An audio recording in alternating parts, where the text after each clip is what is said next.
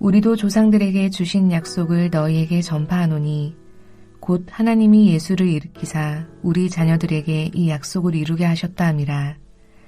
시편 둘째 편에 기록한 바와 같이 너는 내 아들이라 오늘 너를 낳았다 하셨고, 또 하나님께서 죽은 자 가운데서 그를 일으키사 다시 썩음을 당하지 않게 하실 것을 가르쳐 이르시되 내가 다윗의 거룩하고 미쁜 은사를 너희에게 주리라 하셨으며, 또 다른 시편에 일렀으되 주의 거룩한 자로 썩음을 당하지 않게 하시리라 하셨느니라. 다윗은 당시에 하나님의 뜻을 따라 섬기다가 잠들어 그 조상들과 함께 묻혀 썩음을 당하였으되 하나님께서 살리신 이는 썩음을 당하지 아니하였나니, 그러므로 형제들아 너희가 알 것은 이 사람을 힘입어 죄사함을 너희에게 전하는 이것이며, 또 모세의 율법으로 너희가 의롭다 하심을 얻지 못하던 모든 일에도 이 사람을 힘입어 믿는 자마다 의롭다 하심을 얻는 이것이라. 그런즉 너희는 선지자들을 통하여 말씀하신 것이 너희에게 미칠까 삼가라. 일러스되 보라, 멸시하는 사람들아 너희는 놀라고 멸망하라. 내가 너희 때를 당하여 한 일을 행할 것이니 사람이 너희에게 일러줄지라도 도무지 믿지 못할 일이라 하였느니라 하니라. 그들이 나갈새 사람들이 청하되 다음 안식일에도 이 말씀을 하라 하더라. 회당의 모임이 끝난 후에 유대인과 유대교에 입교한 경건한 사람들이 많이 바울과 바나바를 따르니 두 사도가 더불어 말하고 항상 하나님의 은혜 가운데 있으라 권하니라. 그 다음 안식일에는 온 시민이 거의 다 하나님의 말씀을 듣고자 하여 모이니 유대인들이 그 무리를 보고 시기가 가득하여 바울이 말한 것을 반박하고 비방하거늘 바울과 바나바가 담대히 말하여 이르되 하나님의 말씀을 마땅히 먼저 너희에게 전할 것이로되 너희가 그것을 버리고 영생을 얻기에 합당하지 않은 자로 자처하기로 우리가 이방인에게로 향하노라. 주께서 이같이 우리에게 명하시되 내가 너를 이방의 빛으로 삼아 너로 땅끝까지 구원하게 하리라 하셨느니라 하니, 이방인들이 듣고 기뻐하여 하나님의 말씀을 찬송하며 영생을 주시기로 작정된 자는 다 믿더라. 주의 말씀이 그 지방에 두루 퍼지니라. 이에 유대인들이 경건한 기부인들과 그 신의 유력자들을 선동하여 바울과 바나바를 박해하게 하여 그 지역에서 쫓아내니 두 사람이 그들을 향하여 발에 티끌을 떨어버리고 이고니온으로 가거늘 제자들은 기쁨과 성령이 충만하니라. 어제 본문에서 바울은 어떤 설교를 했습니까? 구약에서 주어진 약속과 예언들이 예수님에게서 성취되었다는 것을 증거하였습니다. 여기에 대해 바울은 다시 한번 시편과 이사야서의 말씀을 인용하면서 확증합니다. 먼저 바울이 인용한 예언은 시편 2편 7절의 말씀입니다. 내가 여호와의 명령을 전하노라.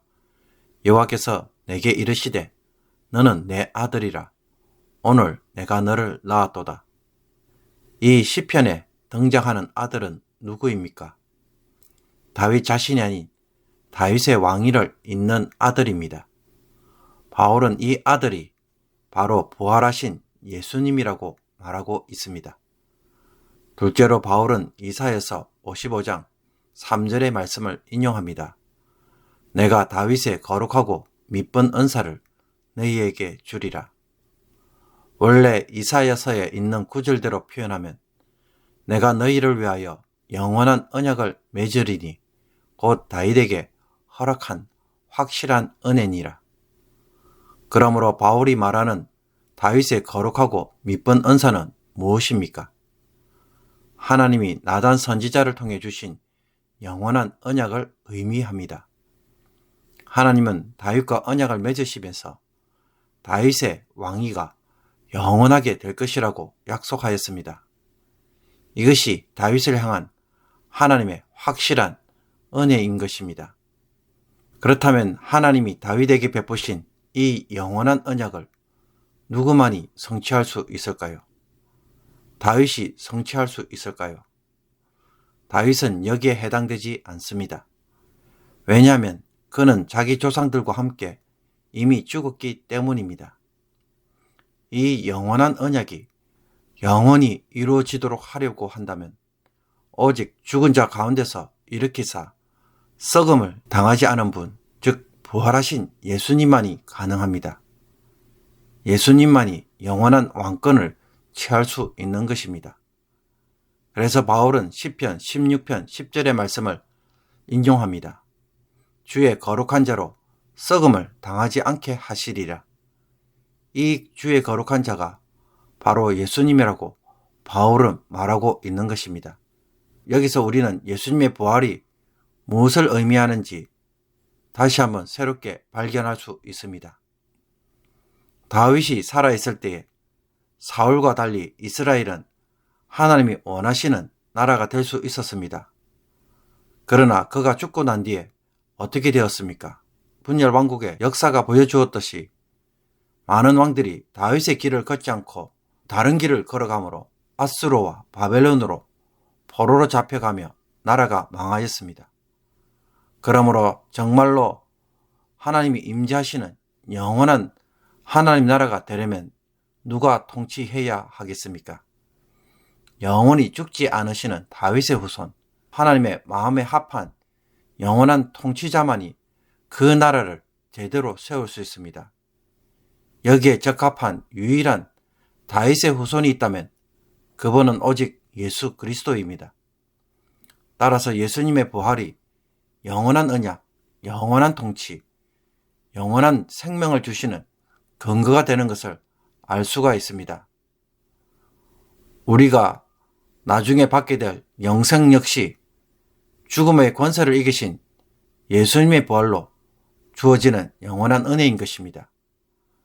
따라서 누가 이 나라에 들어가서 그의 백성이 되고자 한다면 어떻게 해야 하겠습니까? 예수님이 그의 과거의 죄를 따지지 않고 용서해 주실 때에, 그래서 하나님의 백성으로 받아주실 때에 그 나라에 들어갈 수 있습니다. 그러므로 이제 바울은 이렇게 선포합니다. 그러므로 형제들아, 너희가 알 것은 이 사람을 힘입어 제사함을 너희에게 전하는 이것이며, 바울은 이 예수님을 힘입어서 누구든지 그를 믿는다면 제사함과 어렵담을 받을 수 있다고 감히 선포하고 있습니다. 모세의 율법으로는 정죄만 당하고 하나님 나라의 백성으로 들어갈 수 없는데, 예수님은 자신의 부활을 통해 영원한 언약을 성취하심으로 이 예수님의 능력으로 그 사람을 용서해 주시고 의롭게 해 주신다면 얼마든지 그 나라의 백성이 될 수 있는 것입니다. 그런 후에 바울은 제발 예루살렘 사람들과 종교 지도자들처럼 예수님을 거부함으로 선지자들이 선포한 저주를 그들이 당하지 않도록 하라고 경고합니다. 하나님이 구원을 베푸셨음에도 불구하고 끝까지 하나님을 멸시하고 거절한 이스라엘이 결국 바벨론에 멸망당한 것처럼 그와 같은 길을 걷지 말라는 것입니다. 설교를 마치고 바울과 바나바가 해당에서 빠져나오자 설교를 들었던 사람들은 어떤 반응을 보였습니까? 43절을 보면 사람들은 다음 안식일에도 더 말씀을 전해달라고 요청합니다. 그리고는 유대인과 유대계에 입교한 경건한 사람들이 많이 바울과 바나바를 따랐다고 말합니다. 다음 안식일이 되자 이번에는 온 시민이 거의 다 하나님의 말씀을 듣기를 원하여 모여들었습니다. 그러나 이것을 본 유대인들은 오히려 시기가 가득하여 바울을 반박하고 방해합니다. 유대인들이 보기에 바울은 율법 외에 어렵게 되는 길을 말하고 있기 때문입니다. 그들은 예수님을 통해 어렵게 되는 것을 거부한 것입니다. 바울은 자기 동족 유대인들을 사랑하였기에 먼저 해당에 들어가서 그들에게 먼저 복음을 전하였지만 정작 그들은 끝까지 하나님이 마련한 구원의 길인 예수님을 거부하였습니다. 유대인들의 이런 모습을 본 바울은 유대인들에게 이렇게 선포합니다. 유대인들의 이런 거절이 결국 이방인에게 복음의 은혜가 전해지게 되었다고 선포합니다. 하나님의 말씀을 마땅히 먼저 너희에게 전할 것이로되 너희가 그것을 버리고 영생을 얻기에 합당하지 않은 자로 자처하기로 우리가 이방인에게로 향하노라. 이와 반대로 유대인들이 거부한 복음을 이방인들은 어떻게 반응합니까? 이방인들이 듣고 기뻐하여 하나님의 말씀을 찬송하며 영생을 주시기로 작정된 자는 다 믿더라. 결국 비시디의 안디옥에서 주의 말씀이 두루 퍼지게 되자 위기를 느낀 유대인들은 경건한 기부인들과 유력한 자들을 동원하여 바울과 바나바를 그 도시에서 쫓아내도록 무력을 행사합니다. 여기에 대해 바울과 바나바는 발의 먼지를 털고는 이고니온으로 이동합니다. 그리고 그 지역에 남아있던 제자들은 이 일로 낙심하기보다는 기쁨과 성령으로 충만하였다고 말합니다. 바울의 설교에 대하여 유대인과 이방인들이 보여주는 반응은 정반대입니다.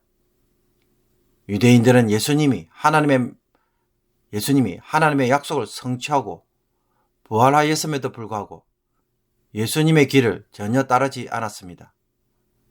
그들은 하나님의 말씀을 매주 안식일마다 읽고 외우지만 그 말씀이 의미하는 바는 전혀 깨닫지 못하고 오로지 자신들의 신앙 전통을 유지하는 일에만 관심을 가졌습니다. 모세의 율법을 지키고 보존하는 것에서만 구원과 어렵담을 찾으려 한 것입니다. 그러나 이방인들은 모세의 율법 아래 있지 않았기에 하나님이 예수님을 통해 구원의 길을 소개하자 주저함 없이 믿고 환영하였습니다. 그러므로 혹 우리의 신앙도 유대인들처럼 하고 있지 않는지 되돌아볼 수 있기를 원합니다. 하나님이 원하시는 길을 걷기보다는 지금까지 내가 해온 신앙 방식을 유지하는 것에만 몰두하고 있지는 않습니까? 신앙의 본질인 주님과는 아무런 상관도 없는 일만 하고 있지는 않습니까? 우리는 나의 자녀들이 나를 따라 주일마다 교회 와서 예배 드리는 것을 신앙으로 여기고 있을 뿐 정말로 나의 자녀가 예수님과 교제하며 순종하며 살고 있는지에 대해서는 정작 무관심할 수가 있습니다. 유대인들처럼 자신과 같은 신앙 행위를 따라해야 바른 신앙으로 여기고 따르지 않으면 도리어 이것으로만 싸우고 여기에만 민감하게 반응하고 있지는 않습니까? 오늘 본문을 보면 바울과 바나바는 자신들을 대적하는 자들과 전혀 싸우지 않습니다. 남아있는 제자들 역시 유대인들과 대립하며 싸우기보다는 기쁨과 성령으로 충만하여 교회를 지키는 모습을 보여줍니다. 그들은 오로지 주님에게만 초점을 맞추는 신앙생활을 하고 있기 때문입니다. 만약에 기쁨과 성령의 충만함을 내가 잃어버렸다면 어디에서 잃어버렸는지 오늘 이 말씀을 통하여 다시 찾을 수 있기를 주님의 이름으로 축복합니다. 기도드리겠습니다. 하나님, 하나님의 모든 약속이 예수님을 통해 성취되고 예수님만이 우리의 유일한 구원자가 되심을 참으로 감사합니다. 이제는 영원한 언약과 영생에 들어가도록 하실 분은 오직 예수님밖에 없음을 제대로 깨닫고 제대로 믿고 따라가는 성도가 되게 하여 주옵소서. 이 예수님과 깊은 교제를 하게 하시며 예수님을 믿고 따름으로 예수님이 주시는 은혜를 풍성하게 누리게 하여 주옵소서. 알맹이는 잃어버리고 껍데기만 붙잡는 신앙생활은 버리게 하여 주옵소서. 오늘도 살아계셔서 우리 가운데 거하시는 이 주님의 음성을 듣고 주님을 뒤를 따라가는 오늘 하루가 되게 하여 주옵소서. 예수 그리스도의 이름으로 기도하옵나이다. 아멘.